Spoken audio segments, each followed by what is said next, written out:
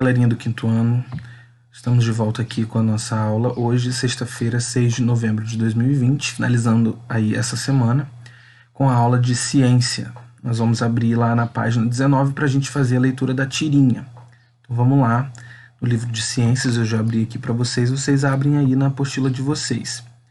Tá? Aqui nós vamos falar, olha, na história em quadrinhos, Por que chove?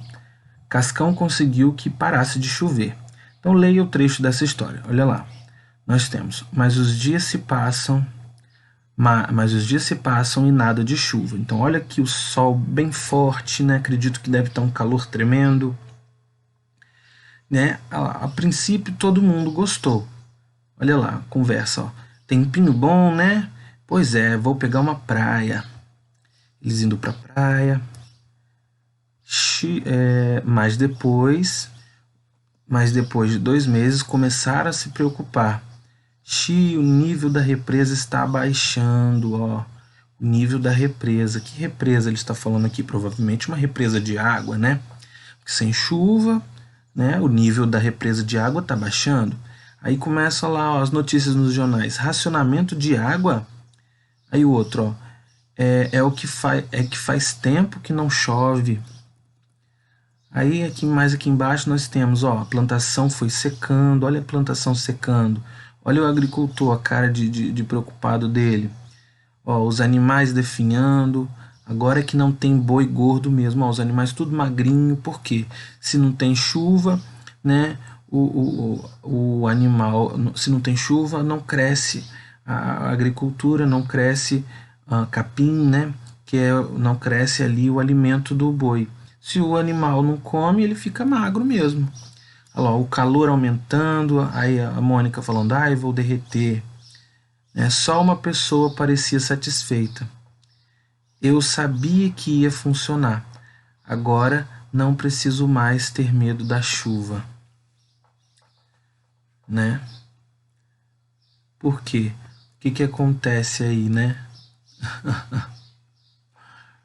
Porque olha lá, ó, eu sabia que ia funcionar. Agora não preciso mais ter medo da chuva. A gente pode ver aí o Cascão, porque ele sempre teve medo de chuva, né, pessoal? Porque ele tinha medo de se molhar. Né? Se a falta de... Aí a gente tem aqui algumas perguntas, ó. O que a falta de chuva causou? Causou um monte de coisa, né? Na região que você mora, já houve alguma situação parecida com os da história em quadrinhos? Ó, muito calor, seca, né? Animais morrendo, desidratados, né? Calor, represa baixando. Aconteceu alguma coisa com relação a isso na sua casa? Se a falta de chuva pode causar problemas, seu excesso é sempre benéfico? Se a falta de chuva pode dar problema, muita chuva é bom? Você acha que muita chuva também é muito bom? E aí? Vamos pensar. Aí a gente vem aqui, ó. Essas perguntinhas aqui é só pra gente conversar, só pra você ir refletindo aí na sua casa, tá bom? Aqui, ó, água do dia a dia. É difícil imaginar um mundo sem água. Aliás, quando falta água, algumas pessoas já reclamam. Afinal, dependemos da água para fazer tantas coisas. A água é tão importante que quando os cientistas estudam outros planetas, uma das primeiras coisas que eles fazem é procurar água. Se houver água, talvez haja vida. Então, ó, a água ela é essencial em qualquer ambiente. Sem água não há vida. O uso da água. O uso da água também depende da região, pessoal. Por exemplo, um local mais seco usará mais água para irrigação. Já os grandes centros urbanos usam muita água para abastecer as indústrias. No Brasil, de forma geral, a água pode ser usada para, olha lá, ó, tanto para agricultura. Na letra A aqui, ó, cadê? Ó, a letra A. A água é utilizada para irrigação, tá aqui. Letra B, ó, a água é utilizada para processos industriais, né, porque as grandes indústrias precisam de água. Letra C, cadê? Ó, a água é utilizada para o uso doméstico, para você usar em casa para beber, para fazer comida, para tomar banho. Letra D, a água é utilizada para geração de energia elétrica. E a letra E, lá, a água utilizada para lazer, para você ir na piscina, tomar um banho, não é assim? Água em casa. No dia a dia, utilizamos a água em diversas situações, né? Na higiene pessoal, no ambiente, na alimentação. Nas cidades, a água geralmente chega até as casas por meio de instalações da Companhia de Água, a qual capta a, a água em um manancial, né? Que é como se fosse um rio, né? Um lago, uma represa, e prepara para o consumo em uma estação de tratamento e distribui para a população. Então, olha normalmente como é, pessoal. Normalmente essa água ela é retirada do rio, né, de uma fonte de água, de um manancial. Essa água ela é encaminhada para uma estação de tratamento de água, porque essa água pode não ser totalmente boa para beber. Então, ela vai ser tratada.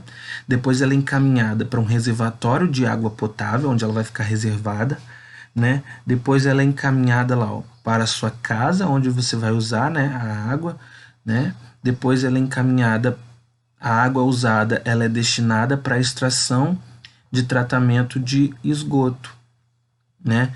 Porque é onde ela vai direto pro esgoto. E aí, novamente, ó, a água vai para os rios, dos rios vai para o tratamento, depois para o reservatório e assim vai. Na estação de tratamento de água, a água passa por várias etapas, entre elas algumas que são adicionadas diversas substâncias para que se torne potável. Depois, a água tratada segue para o reservatório, onde fica armazenada até ser distribuída à população. No armazenamento da água e durante sua passagem pelos encanamentos até chegar às residências, é preciso realizar a manutenção necessária para conservar a qualidade da água. Já nas casas, é comum que a água seja armazenada em caixas d'água, que devem ser limpas periodicamente. Então, avisa aí o pai e a mãe de vocês, pergunta se eles limpam a caixa d'água de vez em quando, que precisa limpar para que a água chegue limpinha aí na sua torneira. As atividades que realizamos no dia a dia produzem resíduos que seguem pelo encanamento, né? Então, os resíduos incluem o que? Resto de alimentos, produtos de limpeza, urina, fezes e outros poluentes. A água que você joga lá no vaso do seu banheiro, por exemplo, ali ele vai junto com todos os poluentes. Então, é necessário que a água potável se transforme em esgoto. É nesse processo que a água que veio da sua caixa d'água, ele acaba se transformando em esgoto, né? E a gente chama isso também de resíduo líquido, pois apresenta mais de 99% da água em sua composição. E aí, lá no estacionamento de esgoto, os componentes poluidores são separados da água antes de ela retornar para o ambiente. Entretanto, somente 45% de todo o esgoto produzido no Brasil passa por algum tipo de tratamento. Olha isso, muito pouco, né, pessoal? Muito pouco. Água na agricultura e nas indústrias, olha lá. De cada 100 litros de água disponíveis para consumo, somente 8 são para uso doméstico. A maior parte da água é utilizada nas indústrias e na agricultura. Ao comprar um carro, uma roupa ou um alface, também houve gasto de água para produzi-los. Olha isso. Você sabia que na hora de comprar uma roupa, ou um carro, ou uma alface, ou qualquer produto desses, foi gasto água para que eles fossem produzidos? Olha lá, ó. Para montar um carro, eles utilizaram 400 mil litros de água. Para fabricar uma calça jeans, eles utilizaram 10 mil litros de água. Para produzir 1 quilo de batata, 200 litros de água. Muita água, né? Na geração de energia elétrica no Brasil, devido à grande quantidade de rios, a maior parte da energia é produzida nas usinas. Então, observe como uma usina ela funciona. Olha só, né? Nós temos o reservatório, as usinas hidrelétricas que fala, né? Aí essa água vem para o duto, né? Vamos ler aqui para a gente entender. Primeiramente, é construída uma barragem que represa a água de um rio. Então, nós temos aqui, ó, a água de um rio que vai represar essa água, ou seja, vai prender essa água. Depois, essa água é liberada e na queda produz energia de movimento. A água em movimento, ó, faz girar uma turbina. O gerador transforma a energia do movimento da turbina em energia elétrica. Então, à medida que o movimento dessa água movimenta essa turbina, o movimento dessa turbina transforma aquela energia, né, do movimento em energia elétrica. Então a energia é transmitida pela rede elétrica até as casas e indústrias, onde pode ser transformada em luz, calor, som ou movimento, né? Porque a energia faz com que você ligue uma luz, faz com que essa energia transforme em calor, em som ou em movimento. Vamos para as atividades, então. Leia o texto que relata um pouco da rotina dos indígenas em relação ao uso da água. Enquanto os índios tomam banho, pegam água ou lavam seus utensílios nos rios, a criançada fica na margem só inventando o que fazer. Um dos passatempos preferidos dos meninos e meninas é atirar pedras ou galhos na água para ouvi-los fazer tibum. Um texto do Maurício de Souza. Então, letra A. Qual é a fonte de água citada no texto? Qual é a fonte? Né? A água está falando da onde aqui? Do mar, do rio, da onde? Qual seria essa fonte? Letra B. Indique os usos de água pelos indígenas na situação descrita no texto. Como que os indígenas usam a água aqui de acordo com o texto? Coloca aí na letra B.